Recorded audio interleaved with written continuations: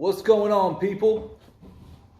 Time for another episode where I try to teach you to class up the place. Today, if you can't tell, with my black tie attire, we are going to attack the martini. That's right. The thing that you probably think you know what it is, but you have no freaking idea. So where do we start? Vodka. No. Not vodka. Vodka is not in a martini.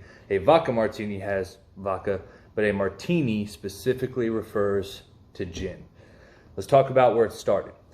So back in the 1800s, nobody could really pinpoint it. Rumors are somewhere out in San Francisco, there was the Occidental Hotel. They had a drink that they called the Martinez because people would go there, grab a drink before taking a ferry over to the town of Martinez where they would party and spend their night, right? That was vermouth, gin, orange bitters, some versions had some blue curacao in it. Not quite what we call a martini today, but close. Big difference back then is they used equal amounts or a 2-to-1 ratio in favor of vermouth, which is far different than we use now. 2 parts vermouth, 1 part gin, all this extra stuff. Yeah? Check. The closest thing to what we have now, the first recount of that, in like the 1910s at the Knickerbocker Hotel in New York City, a guy would serve a martini dry by their standards. It was 2 part gin, 1 part vermouth, and that became the new standard for martini. Wasn't all that popular. What made martinis so popular? What made martinis a staple in the home today? Anybody want to guess? Prohibition. Prohibition is what made it so big and a household name by today's standards. Why? Because gin was super easy to make. It was real easy to knock off. It was real easy to make available during Prohibition. So people started making these martinis left and right because it was the alcohol they could get their hands on. So, of course, when things are readily available, you drink more of it. What wasn't readily available was vermouth. So where we once saw 2 parts vermouth, 1 part gin, we then saw 2 parts gin, 1 part vermouth.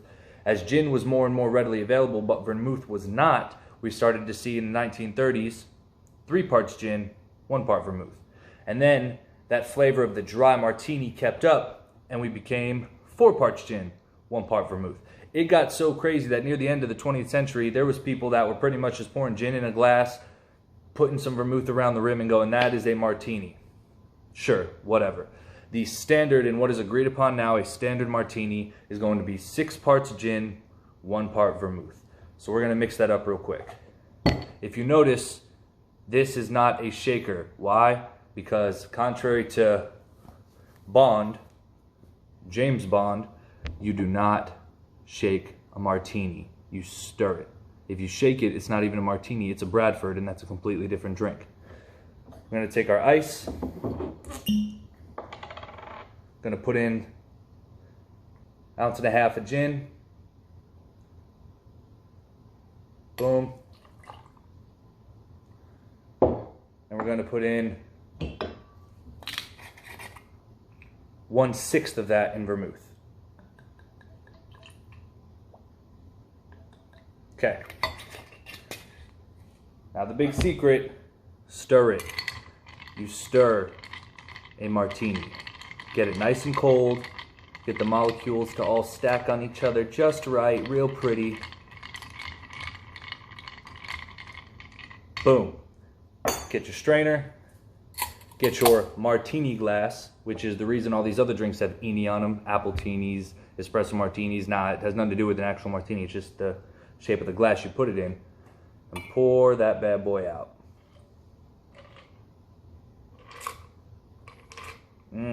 Wonderful. I made this one kind of light just because I'm not really going to drink all that much today, but I want to give you a good example. Now this is a dry martini, 6 parts gin, 1 part vermouth. If you were to make this 50-50 equal parts, that's known as the perfect martini. Maybe you've heard of a dirty martini. Where does that come from? Well, the 2 acceptable ways to drink a martini is with an olive as a garnish or a lemon twist as a garnish.